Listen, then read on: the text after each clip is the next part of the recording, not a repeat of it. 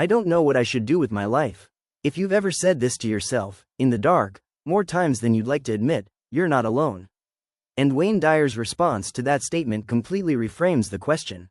Dyer's insight: purpose isn't something you find, it's something you remember. It was always there, before the world affected you, before you were graded, before you were compared, before you were told what was practical and what wasn't. The feeling of, I don't know, isn't actually not knowing. It's not listening. The voice is there, the noise is louder. In his book Inspiration, derived from the Latin, in spiritus, meaning in the spirit, Dyer defined purpose as the activity or mode of being in which you feel most complete, most harmonious, most vibrant, and he offered a diagnosis. What did you love as a child before anyone told you what you should love? What activities make hours feel like minutes? What topics make you speak faster because you can't contain your excitement? What topics do people regularly approach you about, without you advertising it? These aren't random interests. Dyer believed these were the forms of your contribution, what you are here to express. Martin Seligman's research in positive psychology frames it similarly, meaning, one of the cornerstones of well-being comes from using your highest strengths to serve something greater than yourself. Dyer would add, the path there is not outward searching, but inward listening. Silence is where purpose speaks. Therefore, meditation is not optional, it is the practice of becoming quiet enough to hear. Write this down and answer honestly. I'll be happy when I get a promotion. Then you get the promotion. And 2 weeks later, the same void. Back to the cycle of, I'll be happy when this happens. If you're in this vicious cycle, you're not broken. You've just been given the wrong map. And Wayne Dyer spent decades trying to explain why. Dyer questioned the basic premise most of us are raised with: success leads to happiness. The formula sold to most Americans: work hard, right pointing arrow, succeed, right pointing arrow, then feel good. The problem is, psychologists call it the hedonic treadmill. Every time you reach a new level, your happiness level resets, and your brain immediately moves to the next void. Success gives you pleasure. Pleasure passes. Void returns. Again and again, until you're 60, successful, and feeling deeply unsatisfied. Dyer's reversal. Happiness is not the result of success. Happiness, or rather, inner peace and genuine self-esteem, is the source of sustainable success.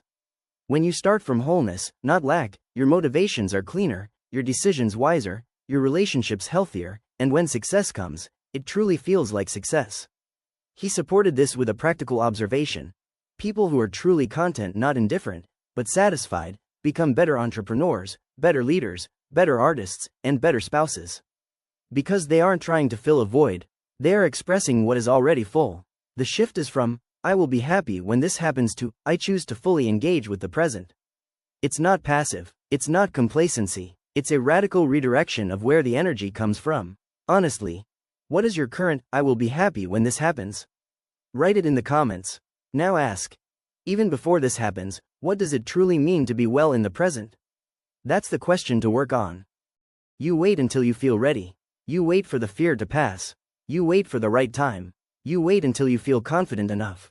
Wayne Dyer, with both compassion and honesty, would say that waiting is a trap. Because the state of readiness you're waiting for never comes. This is because it has to do with how fear actually works.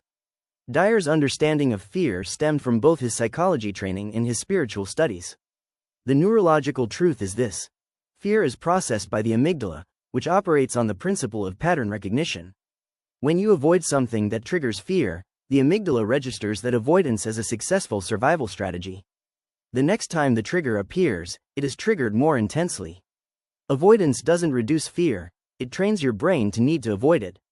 The only way to reduce fear is to move towards it. Every time you do this, the amygdala registers a new data point: I got rid of it. This is manageable. The signal gradually weakens. Dyer taught that brave people are not people who don't feel fear, but rather people who act without waiting for the fear to pass. Feel the fear and act anyway isn't a technique, it's the only way out. He also identified what he called the blame trap, the habit of blaming external circumstances, other people, or your own past for your inability to move forward. I could have done it, but they. I could have done it, but. Blame, like anxiety, isn't 100% effective. It doesn't stem from the obstacles not being real, but from focusing on things outside your control, preventing you from focusing on things within your control. The moment you stop blaming anything and redirect that energy to things you can actually do right now, the whole equation changes. What is it that scares you? Admit it to yourself. Not, I want to. Not, someday, I will start. A change of language is important. You've probably heard this before: the more you give, the more you receive. Perhaps you've dismissed it as a cliché philosophy, but Wayne Dyer supported it from 3 different angles: psychological, neurological, and philosophical. And the evidence is harder to ignore than the cliché. Dyer's teaching on giving was based on the philosophy of abundance. You can't give from scarcity. Giving with the thought, I barely have enough, is self-sacrifice and leads to resentment.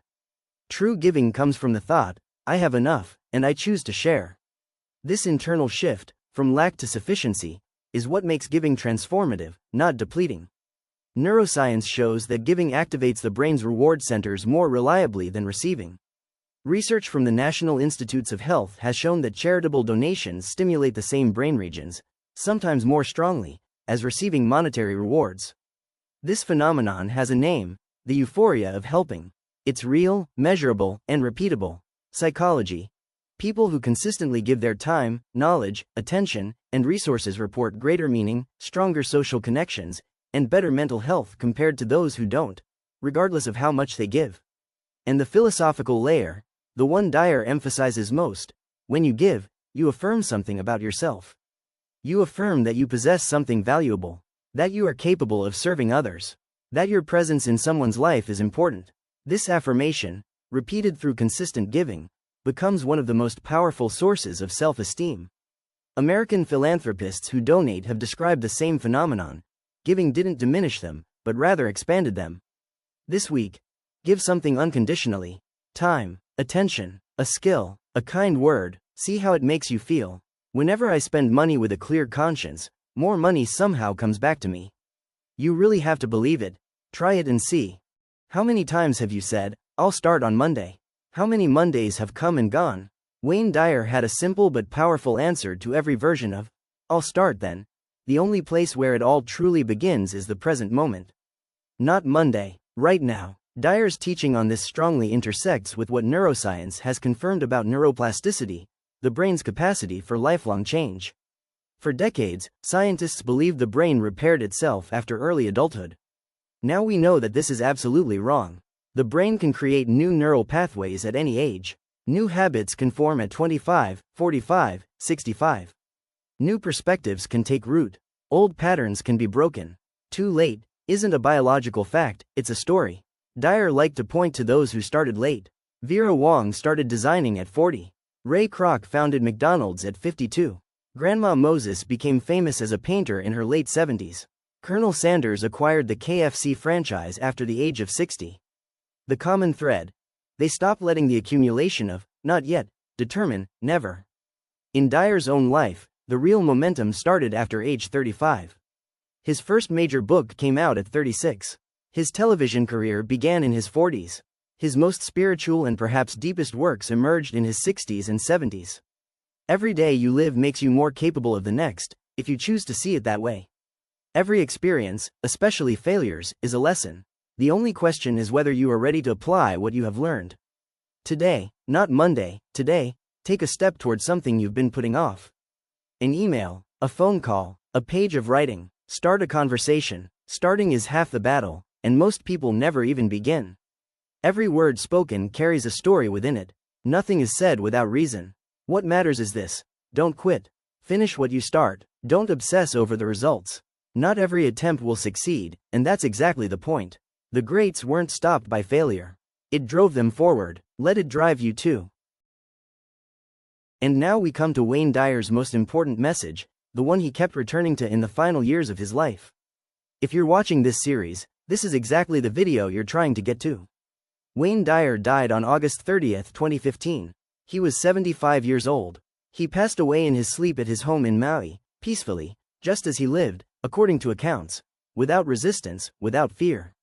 In his final book, Now I Can See Everything Clearly, he looked back on the course of his entire life, from foster care and early struggles to his unexpected rise to become one of the most widely read authors in American history, and wrote something remarkable. Looking back, nothing seemed like a mistake. Every failure was a course correction. Every loss was preparation. Every deviation led him exactly where he needed to go. That's what Wayne Dyer tried to give people. Not a technique, not a system, not a framework. A way of being, a willingness to come out completely, imperfectly, fragilely, and authentically, and the confidence that coming out itself is enough. His most frequently repeated, almost signature, message was, "Don't die while the music inside you is still with you." Music isn't a career, it's not an achievement, it's the full, unfiltered expression of who you really are. The part of you that existed before the world reached you and will continue to exist after the world is done with you. Most people suppress this music. They arrange it for the comfort of others. They put it off for a day. And then that day never comes. Dyer's entire life was an example of what becomes possible when you stop suppressing and start playing. We've covered 30 lessons in 5 stages. But the real work, the real transformation, happens in the choices you make after you finish this video. Here's just one thing I ask of you. Write the most important thing you took away from this series in the comments below. Just one sentence. That's when the music will start playing. If this series was valuable to you, share it with someone who needs it. Subscribe if you haven't already, more is coming. And remember what Wayne Dyer wants everyone he reaches to know. You are not an accident. You are not a mistake. You are exactly where you need to be, and even your current state is enough to start with. Before you go, if any part of this video made you stop and think, that's not an accident. Wayne Dyer believed that the right message finds you at exactly the right moment. Maybe this was yours. If it was, hit subscribe. Not because I'm asking you to, but because there are more lessons like this one waiting for you on this channel. And you don't want to miss them. Hit the like button if this added something to your day. It takes 1 second and it helps more people find this content, people who might need it just as much as you did. And turn on notifications, so the next lesson shows up before life gets in the way. I'll see you in the next one. Don't die with your music still in you.